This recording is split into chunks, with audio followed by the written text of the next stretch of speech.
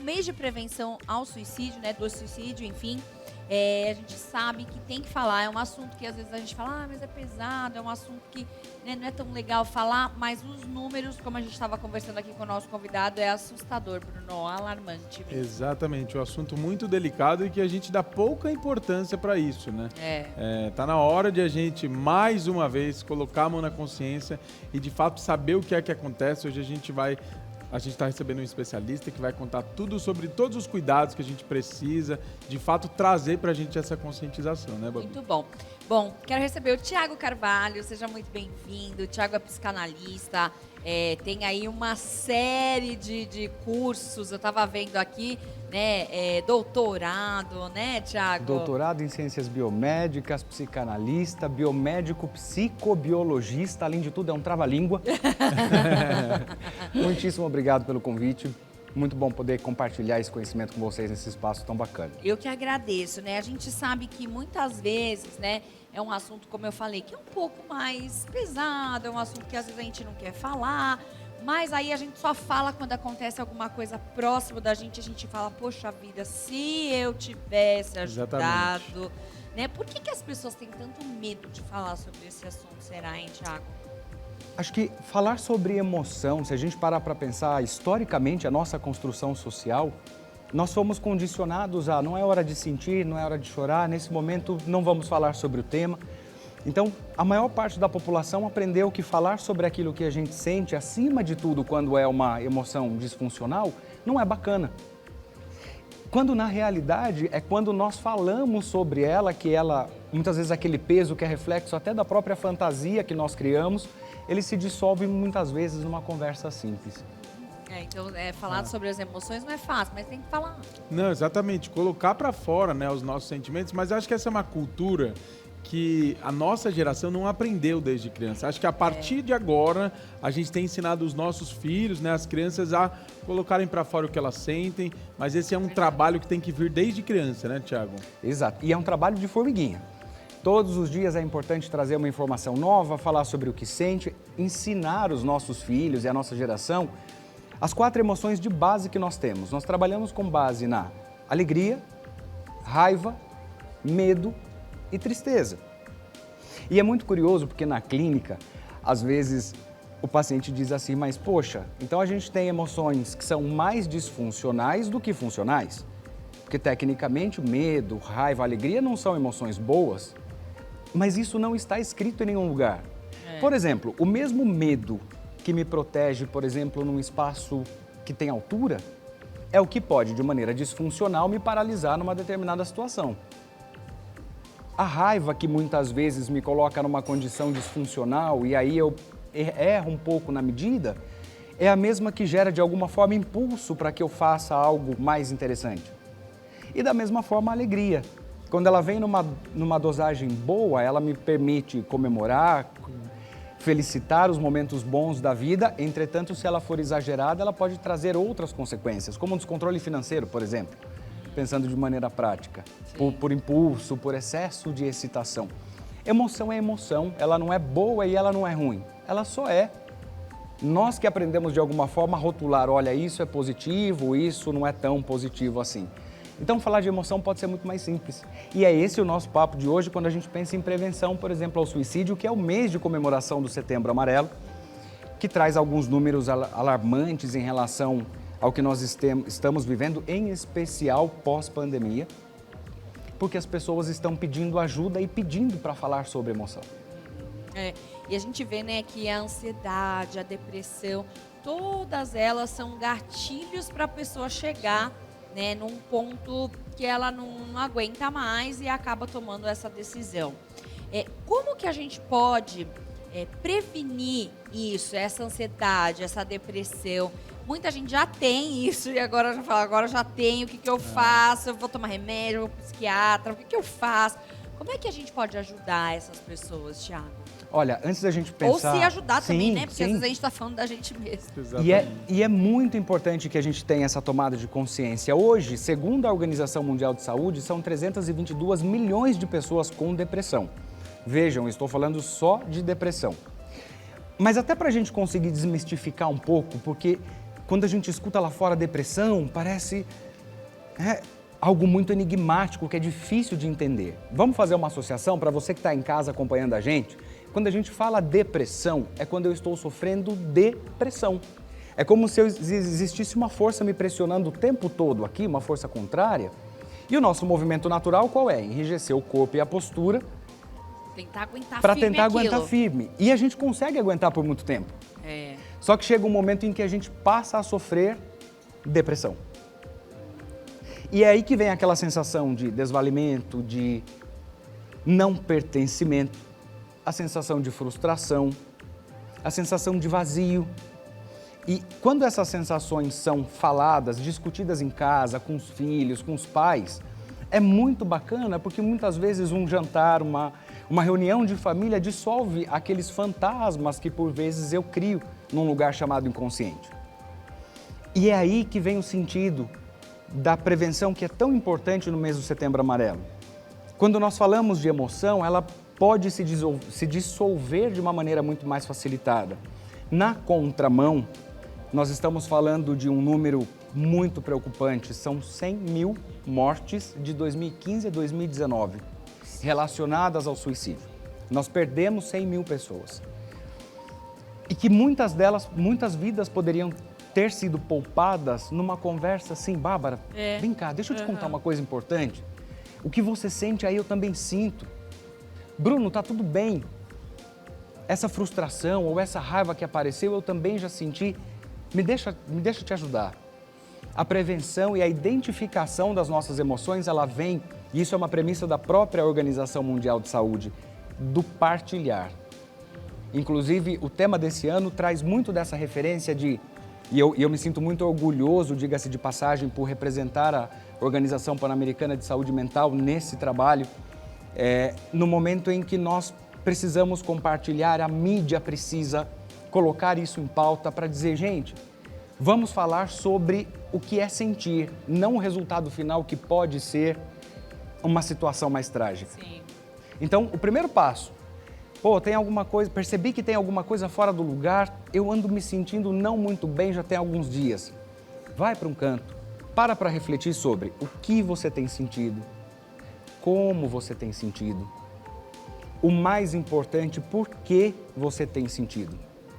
Seja essa emoção funcional ou não, ela pode ser facilmente ressignificada e evitar muitos outros transtornos que vêm na sequência. Tiago, a gente sabe, né, infelizmente, quem nunca passou, claro, felizmente, quem nunca passou talvez seja incapaz de perceber o que é que essa pessoa que tem esses sintomas, né, de depressão está passando ali naquele momento.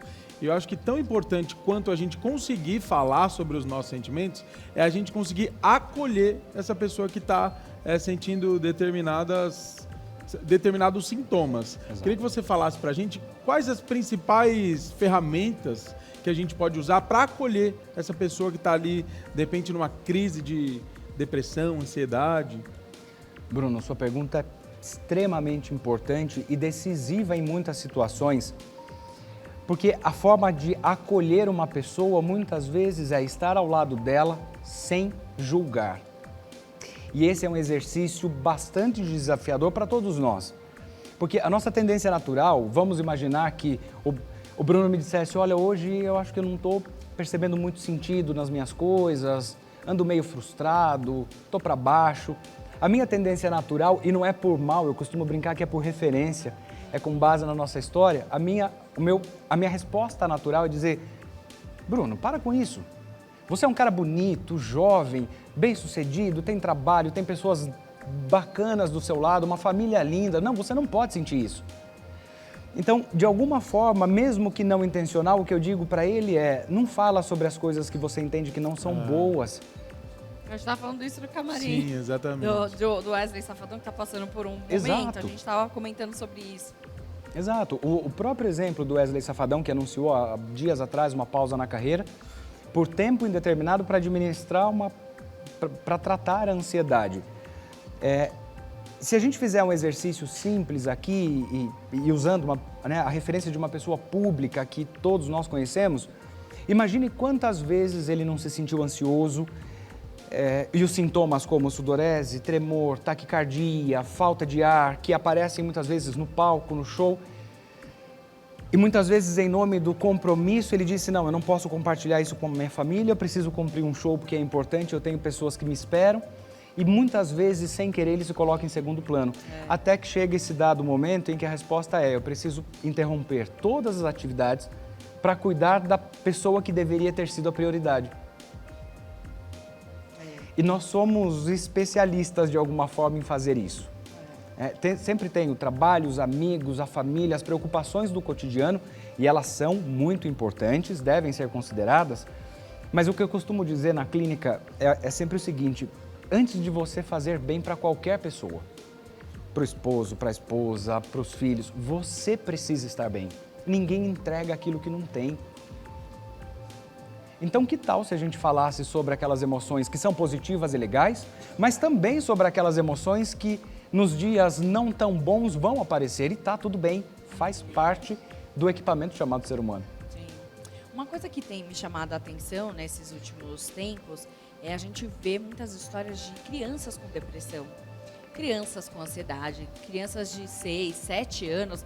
Assim, eu nessa época, 6, 7 anos, estava super tranquila, né? Tava a gente comendo nem areia, imaginava, né? tava comendo areia, como diz o Bruno. Mas assim, o que tem levado as crianças a chegarem a esse ponto de ter depressão com 7 anos? E por quê? E como conduzir, por exemplo, uma mãe que começa a perceber que tem alguma coisa errada? Como conduzir o caminho aí para poder ajudar essa criança? É muito importante com esse público mais jovem, as crianças e os jovens adultos, por conta da hiperestimulação, né? Na nossa geração, algumas gerações atrás, nós tínhamos... Eu estava comendo areia também nessa fase, brincando de bolinha de gude, ralando o joelho. Sim. Eu tinha um acesso mais restrito à informação e aos estímulos que eu recebia. Hoje uma criança nasce com o celular na mão, já com conta na rede social. Então, ela recebe informações como comparação, a hiperestimulação da tecnologia, que é muito boa por um lado, mas ela também estimula excessivamente por outro. E em razão disso, a criança cria, ou um jovem, ele cria comparações muito cedo, quando nem mesmo a personalidade dele foi formada para que ele conseguisse contestar de fato o mundo. Então, para o pai, mãe, para quem acompanha, para o cuidador que nos acompanha em casa, para os professores, tem um trabalho a ser feito muito importante, que é a nossa lição de casa, que é colocar essas crianças para falar, para brincar, para viver novas experiências táteis, para desenvolver sentidos. E não tendo como principal preocupação ser igual à referência daquele personagem que ele idealiza.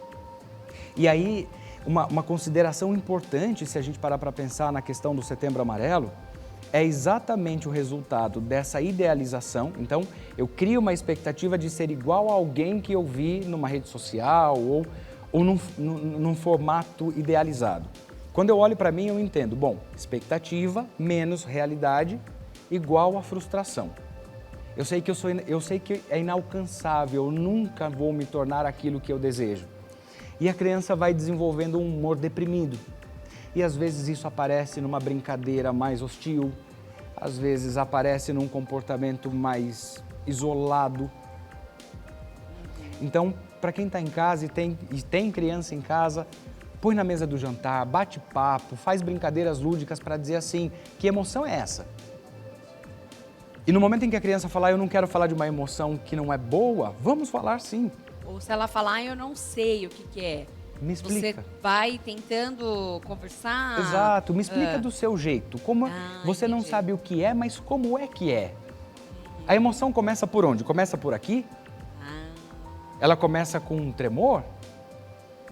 Você vai conduzindo nessa fala, né? Ela achar o que é. Exato, porque ela pode não saber nomear. Ela não vai dizer, olha, isso é raiva, isso é medo, isso é tristeza. Mas ela vai dizer, é um negócio estranho que acontece aqui dentro que me deixa assustado. A gente tem uma evidência muito clara de que talvez seja o desenvolvimento do medo. Ou o início da produção de uma raiva. Mas quando isso começou a acontecer? E por que isso aconteceu?